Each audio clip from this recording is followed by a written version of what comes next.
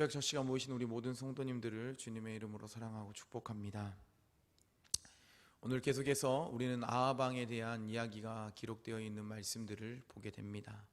오늘 본문 말씀에 보면 북이스라엘의 왕이었던 아하방은 이 아람 왕 베나닷과 두 번의 전쟁에서 큰 승리를 거두고 나서 3년이라는 시간이 흐르게 되었다라고 1절 말씀에 기록되어 있습니다. 그런데 어찌 된 것인지 베나닷은 아합이 원하는 땅 길르앗 라못을 준다고는 말했지만 주지 않았습니다. 원하는 것들을 모두 주겠다, 원하는 대로 모두 다 해주겠다라고 베나닷은 그가 위기에 처했을 때 그렇게 말을 했지만 그는 그렇게 실행하지 않았습니다. 그래서 3년이라는 시간이 흐르게 되었고, 오늘 본문 말씀 열왕기상 22장 3절 말씀에 보면 약속을 지키지 않자 이 아하방은 이러한 결단을 내리는 것을 보게 됩니다. 우리 3절 말씀 함께 읽어보도록 하겠습니다. 이스라엘 왕이 그의 신하들에게 이르되 길르앗 라못은 본래 우리의 것인 줄을 너희가 알지 못하느냐? 우리가 어찌 아람의 왕의 손에서 도로 찾지 아니하고 잠잠히 있으리요 하고. 아멘. 아하방은 어떻습니까? 두 번의 아람과의 큰 전쟁에서 이기고 나서 패배한 베나닷은 그 아하방에게 굽신거릴 수밖에 없었죠. 아하방은 굽신거릴 때 뭐라고 말합니까? 모든 것을 주겠다, 원하는 것들을, 그리고 아하방의 길도 만들어 주겠다 라고 그렇게 약속을 했습니다. 그런데 이제 3년이란 시간이 흘렀을 때에 그 땅을 돌려주지 않자 전쟁을 계획하게 되는 것을 보게 됩니다. 그런데 이전에 두 번의 전쟁에서 어땠습니까? 아하방은 전쟁을 생각해 보지 못할 정도로 악하고 약한 나라였습니다.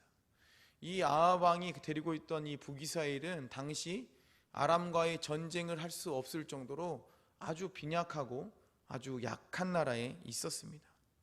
그런데 하나님께서 어떻게 합니까? 아람이 쳐들어왔을 때에 산지에서 한번 큰 승리를 거두게 하여 주셨고, 두 번째는 들에서 대승을 거두어 아하방은 이 두 번의 전쟁을 통해 그 기세가 하늘을 찔렀습니다.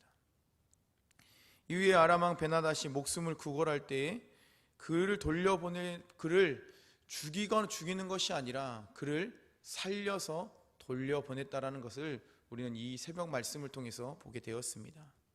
그런데 오늘 그런 베나닷이 자신이 원하는 것은 무엇이든 주겠다라고 했지만 돌려주지 않아서 전쟁을 하게 되는 것을 보게 됩니다. 하지만 성도님들, 아람이란 나라가 어떤 나라라고 했습니까? 그렇습니다. 당시에는 강대국이었습니다. 약한 나라가 아니었습니다. 북이스라엘 아하방이 이길 수 있었던 것은 오로지 무엇입니까? 하나님께서 하나님의 사람을 붙여주시고 하나님의 은혜 때문에 두 번의 전쟁에서 산지에서 한 번, 들에서 한 번 대승을 거둘 수가 있었던 것이지, 아하방이 그 자신의 계획대로 그 백성들과 함께 싸웠더라면 처절하게 패배할 수밖에 없는 상황이었습니다.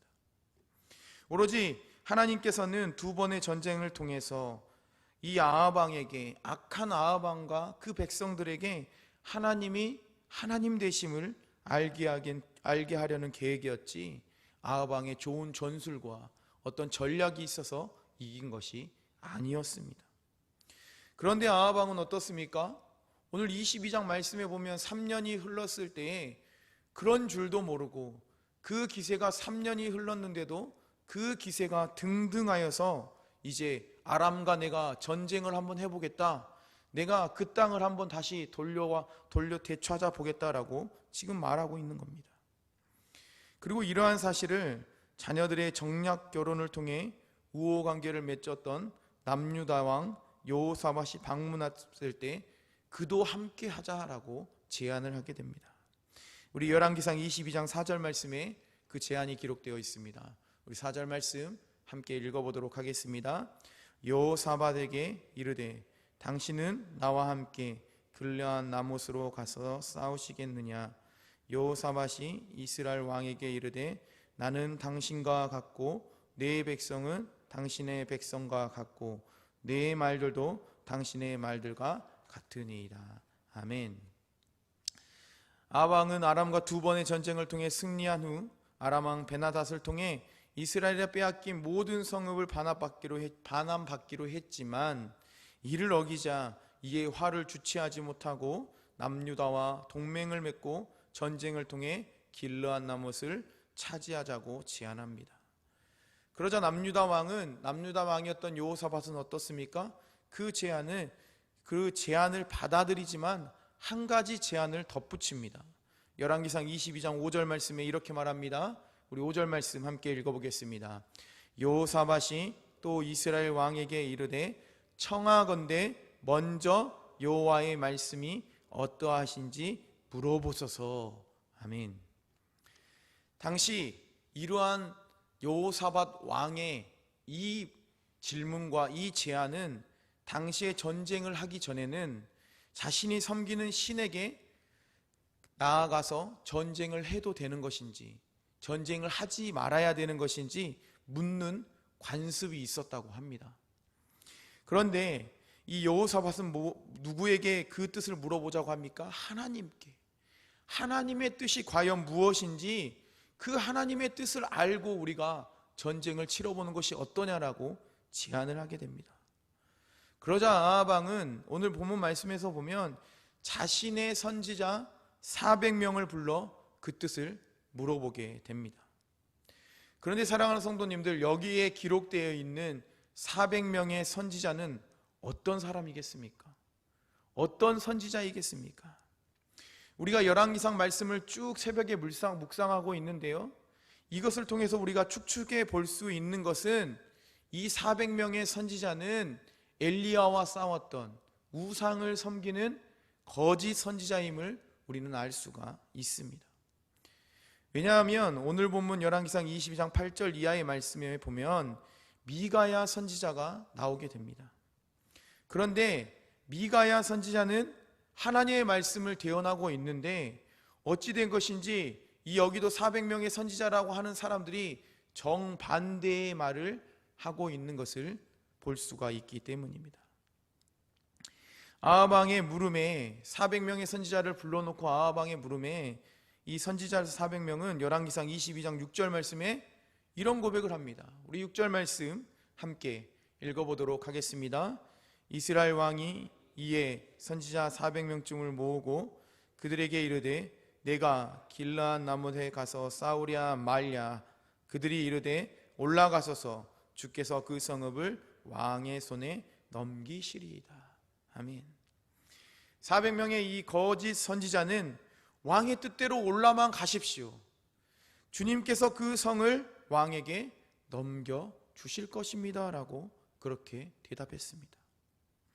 그러나 열왕기상 22장 17절 이하의 말씀에 보면 똑같은 선지자로 나오는 미가야 선지자는 400명의 선지자와 다른 정반대의 예언을 통해서 아합 왕에게 하나님의 말씀을 있는 그대로 고백하고 있는 것을 보게 됩니다. 아합 왕이 전쟁에 나가게 된다면, 그 길르앗 라못을 차지하기 위해서 그 땅에 나아간다면 아합 왕은 죽을 것이다 라고 그렇게 예언을 합니다. 사랑하는 성도님들, 우리는 이 본문 말씀을 통해 무엇을 알 수 있습니까? 진정 우리가 귀 기울이며 받아들여야 할 말씀은 무엇이라고 생각되십니까? 오늘 본문의 400명의 거짓 선지자는 아합 왕이 듣기 좋은 말들을 했습니다. 전에 두 번의 전쟁에서 크게 이겼기 때문에 당연히 이번 전쟁에도 나가기만 한다면, 그 백성들, 그 군사들을 이끌고 나가기만 한다면 이 아합 왕은 전쟁에서 이길 것이다 라고 지지하며 전쟁에서 승리하게 될 것이라고 말합니다.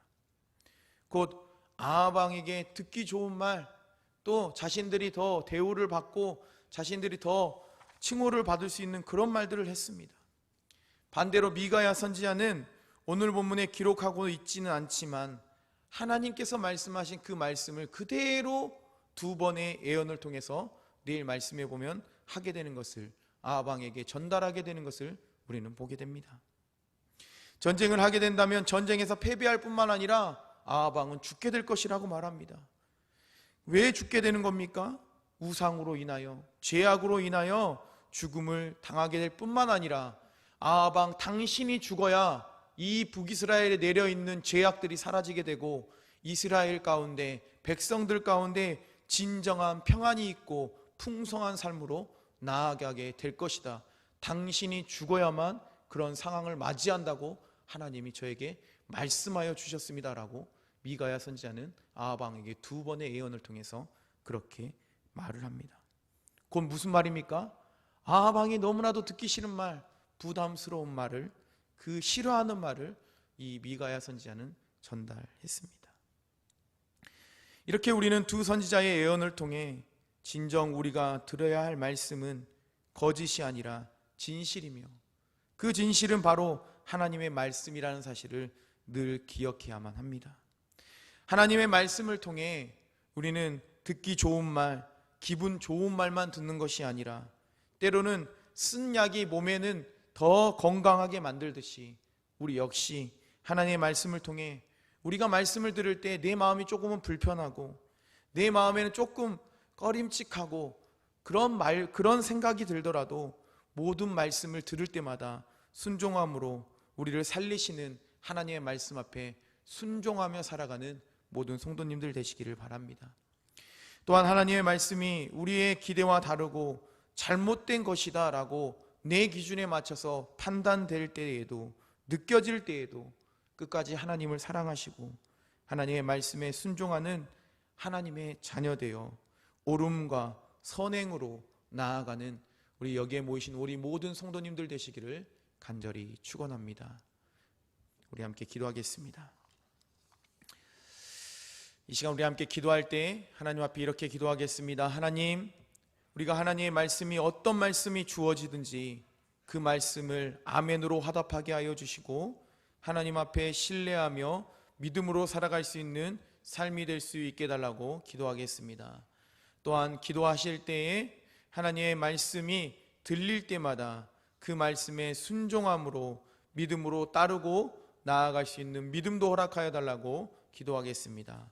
또한 이 시간 다시 한번 기도하실 때에 우리 교회의 이 산돌 비전센터가 막혔던 모든 것들이 헐어지고 무너지고 하나님의 길로 하나님의 뜻 가운데 온전히 이루어질 수 있게 해달라고 기도해 주시고 거룩한 주일을 준비하는 모든 성도님들이 되어서 함께 지체되어서 우리가 어느 하나 정말 잘못된 것이 없고 불평이 없고 화목하고 기쁨으로 서로 한 공동체로서 기쁨으로 거룩한 주일을 준비할 수 있게 해달라고 기도해 주시고 또 아픈 한우들을 위해서 기도해 주시고 또한 열방에 여러 어려움을 겪고 있는 나라들을 생각하며 기도해 주시고 마지막으로 우리 성도님들이 가지고 나오신 기도 제목 갖고 계속해서 기도하고 돌아가도록 하겠습니다.